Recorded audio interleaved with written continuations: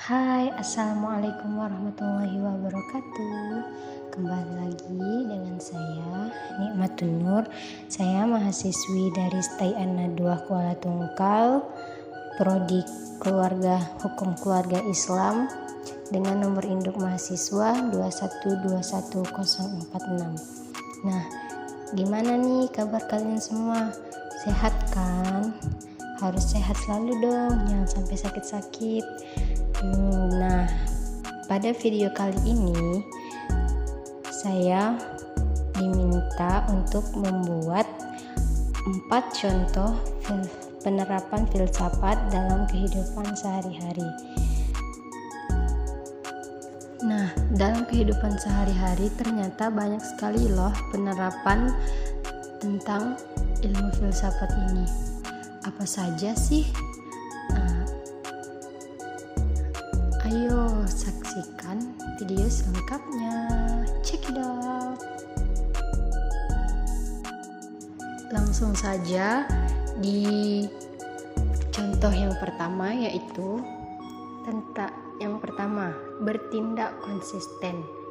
Selain kita harus bertindak koheren, manusia itu juga harus konsisten dalam melakukan apapun itu. Apa sih itu konsisten? Nah, konsisten itu yaitu melakukan kegiatan yang sama secara berulang-ulang agar terwujudnya suatu tujuan. Misalnya nih, kita sudah membuat jadwal untuk kegiatan esok hari, maka harus dijalankan dengan konsisten. Seperti misalnya kita sudah menentukan jadwal-jadwal setelah ini harus berbuat apa, rencananya plan kita ke depannya apa. Nah, itu harus konsisten menjalankannya supaya hidup kita menjadi lebih tenang dan juga hidup menjadi lebih sistematis. Dan yang kedua yaitu berpikir radikal. Dalam berpikir filsafat juga terkadang ada yang bisa sampai radikal. Artinya radikal di sini yaitu membahas suatu masalah sampai pada dasarnya. Contohnya yaitu ketika sedang ada perbedaan pendapat, tentu saja yang harus dibahas sampai ke akar permasalahan agar masalah itu benar-benar tuntas dari dasarnya sekali apa yang dipermasalahkan, sampai menemulah ibaratkan kata itu menemukan suatu masalah, titik masalahnya tersebut sampai ke akar masalah. Itu caranya bagaimana untuk menyatukan pendapat tanpa adanya perpecahan. Dan yang ketiga yaitu berpikir logis. Dalam hidup ini kita juga harus berpikir logis serta rasional supaya mendapatkan solusi yang tepat. Nah, apabila terjadi sebuah permasalahan yang di luar nalar, sebisa mungkin tetap diselesaikan dengan berpikir yang logis. Misalnya, kita sedang dalam sakit parah, lantas jangan langsung dihubungkan dengan hal gaib. Sekarang kan teknologi sudah semakin canggih. Kita bawa dulu, misalnya kita bawa ke labor atau kita ke dokter, kita cek dulu apa penyakitnya, apa penyebabnya, dan apa solusinya.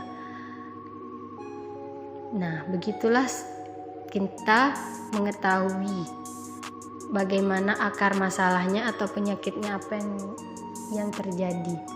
Begitulah caranya berpikir rasional. Jangan langsung gegabah, istilahnya itu jangan langsung menghubungkan dengan hal-hal yang tidak masuk akal. Nah, dan yang keempat, yang terakhir, bertindak bebas namun bertanggung jawab. Bagaimana sih itu bertindak bebas, tapi kita harus tetap bertanggung jawab? Tentunya kita sebagai manusia memiliki kebebasan dalam hidup kita, karena memang ada hak untuk memilih, yaitu kalau kita di Indonesia disebut dengan HAM. Namun dengan pilihan tersebut harus kita imbangi dengan yang namanya tanggung jawab. Misalnya kita memilih menjadi ketua kelas di dalam suatu kelas. Nah, setelah kita menjalankan itu, tentu nanti kita terpilih. Ketika kita terpilih, pasti ada namanya kewajiban, hak-hak. Nah, itu harus dipertanggungjawabkan apa yang kita menjadi pilihan kita.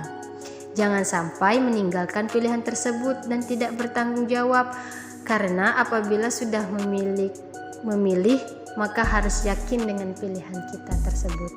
Mungkin hanya itu beberapa contoh yang dapat saya paparkan pada video kali ini, dan masih banyak lagi contoh-contoh dalam kehidupan kita yang tanpa sadari yang itu merupakan